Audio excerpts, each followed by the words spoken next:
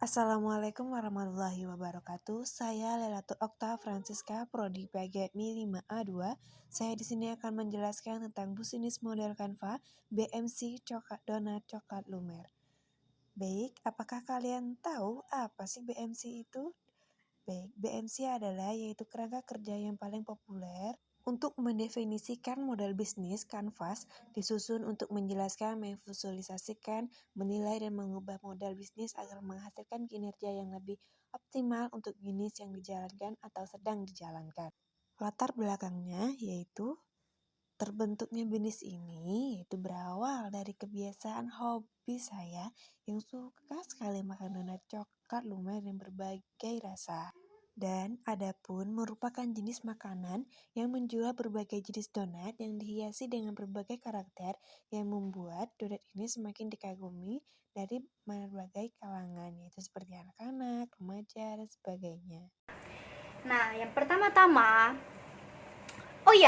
sebelumnya kalian kan belum tahu kan BMC itu dibagi menjadi 9 bagian. Nah, di sini saya akan menjelaskan 9-nya dalam bentuk usaha saya.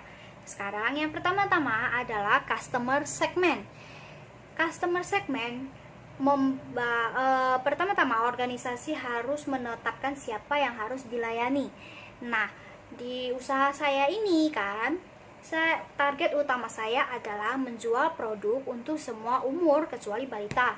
Ya, balita minum susu. Menjual ke semua kalangan menengah sampai ke atas ya.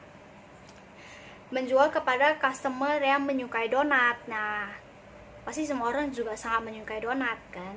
Yang kedua adalah value proposition.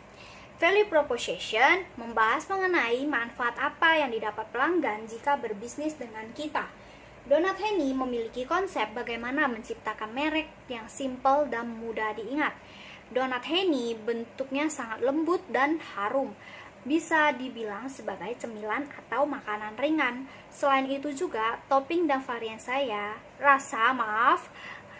yang berbeda dari rasa donat pada umumnya, seperti rasa kopi dan mocha dengan harga yang murah dan terjangkau. Yang keempat, itu ada channel. Seperti merek tas ya. Channel menggambarkan bagaimana sebuah bisnis berkomunikasi untuk menyampaikan value dengan segmen pelanggannya agar mendapatkan nilai yang ditawarkan. Nah, usaha saya, donat saya ini bekerja sama dengan toko-toko yang cukup terkenal di area kota saya. Dan juga donat Henny juga dapat dipesan dengan aplikasi Gojek atau GrabFood. Tapi selain dipesan secara online, pelanggan juga bisa datang ke toko atau nongkrong atau mengerjakan tugas di toko dan kami akan melayani dengan sangat ramah dan sangat baik. Yang keempat, customer relationship. Nah, customer relationship membahas mengenai bagaimana hubungan kita dengan pelanggan terjalin. Sebuah toko akan terjalin jika melayani pelanggannya dengan sangat baik kan. Nah, untuk usaha saya, kami membuat database pelanggan seperti tanggal lahir pelanggan untuk merayakan atau memberikannya diskon, dan kami juga akan memberikan souvenir untuk pelanggan setia. Yang kelima adalah revenue stream. Nah, revenue stream bagaimana kita mendapatkan pendapatan dari sebuah produk. Nah, kita itu nggak mungkin kan hanya menjual satu produk itu saja. Kita pasti juga akan menjual produk-produk yang lain jika kita membangun suatu usaha untuk mendapatkan pendapatan lebih.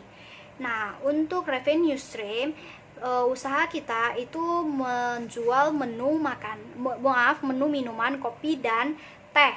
Kami juga membuat lahan parkir motor dan mobil, dan kami juga membuat kartu member untuk pelanggan. Yang keenam, key activity, kegiatan utama organisasi untuk dapat menciptakan nilai, berinovasi, mengeluarkan varian setiap bulannya. Kita tidak mau memiliki produk yang atau makanan atau donat yang rasanya itu-itu saja. Kami membuat berbagai rasa setiap bulannya agar pelanggan tidak bosan dan tidak bosan lah untuk makan dan mencoba produk kita gitu. Kami juga memiliki pemilihan kopi dan teh yang baik karena kami menjual teh dan kopi selain donat, memakai tepung yang berkualitas tinggi dan bahan baku yang lain juga berkualitas tinggi. Dan kami juga melakukan aktivitas proses recruitment dan training. Nah, untuk yang ketujuh, key research. Nah, yang ketujuh ini mewujudkan tujuan bisnis dengan cara mengelola sumber daya manusia dan bahan baku. Gak mungkin membangun suatu usaha tapi kita tidak memiliki orang-orangnya, tidak memiliki yang lainnya, bahan baku dan sumber daya manusia. Nah, untuk usaha saya memiliki HRD, Store Manager, dan pekerja donat Henny. Nah, yang kedelapan adalah key partnership. Pihak-pihak yang bekerja sama dengan usaha kita. Nah, kan nggak mungkin kita hanya membangun suatu usaha itu hanya kita saja. Kita pasti harus bekerja sama dengan yang lain untuk mengembangkan usaha kita. Nah, dari usaha saya bekerja sama dengan toko-toko donat yang lain dan juga saya bekerja sama dengan perusahaan tepung yang sangat terkenal dengan kualitas yang lumayan cukup bagus. Dan yang terakhir itu adalah cost structure atau struktur pembagian bisnis. Nah, donat saya ini atau usaha saya ini memiliki investasi, fixed cost, overhead cost, dan variable cost. Dan yang terakhir adalah economy of scale. Nah, sudah jelas ya saya menjelaskannya. Jadi kalau misalnya kalian yang belum jelas, kalian bisa langsung tanyakan di komen. Nah, terima kasih.